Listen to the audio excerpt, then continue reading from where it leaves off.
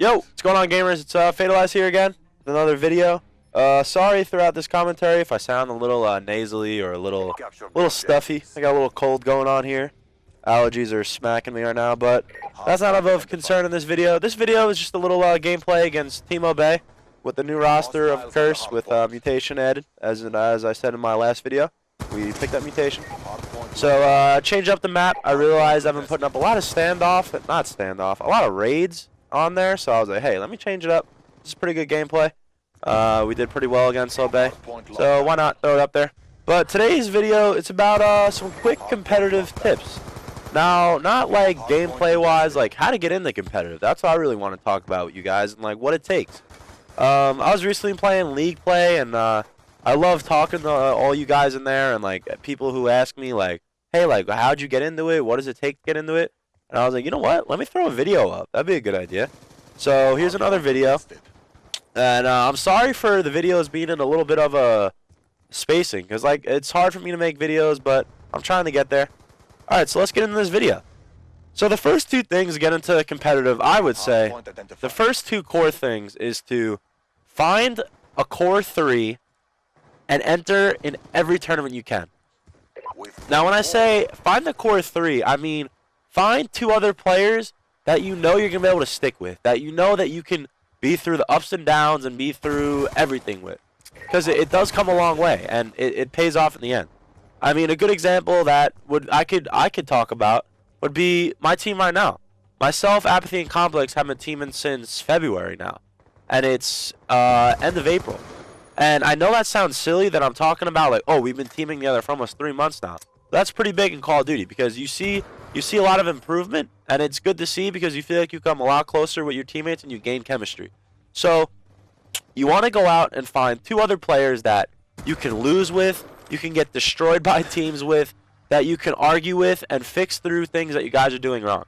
Because at the end of the day, you want your teammates to be your best friend. And I know that sounds really corny to some of you that are like, who the hell is this nerd saying that right now? But it means a lot. Like when you go to events and LANs, you want to be able to hang out with your teammates and like, hey, be able to socialize with them off gaming and be able to do things and like talk about things that don't relate with gaming, because in the end it all comes in a full circle where you just gain full chemistry, and it helps out a lot. It really does. So find 2 other guys that you could go through the ups and downs, because it will work out in the end.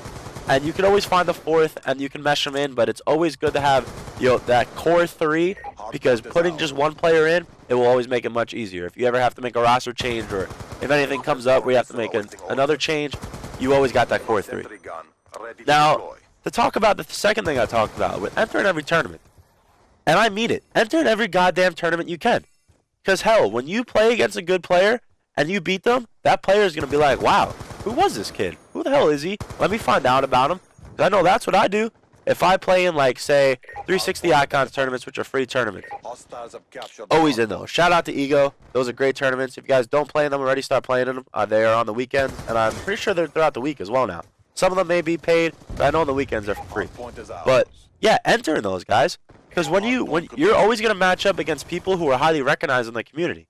And when you do and you beat them, your name could start getting buzzed around the community, and people could start talking about you. So that's a big thing to do, because when you beat pro players and you beat high up names, they're going to remember who you are. And believe me, they do. Because when like I said, if I lose to some people, I'm like, wow, who the hell are these people that are beating me? Because if you're beating higher up people, you're doing something right. So enter in every tournament. Don't be scared.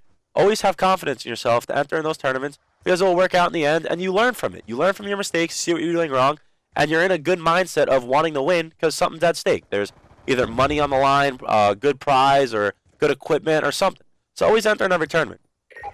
Now those are the 2 main things that I want to talk about. But now here's some other like good tips, like I would guess say like mindsets almost, or just ways you should be about when you want to play competitively and you're in it. Always stay motivated and always be positive. Now I say that because being motivated and staying positive is huge, huge, huge, huge in competitive gaming. You never want to be down and out. You always want to be positive. You always want to be hyped up and ready to go.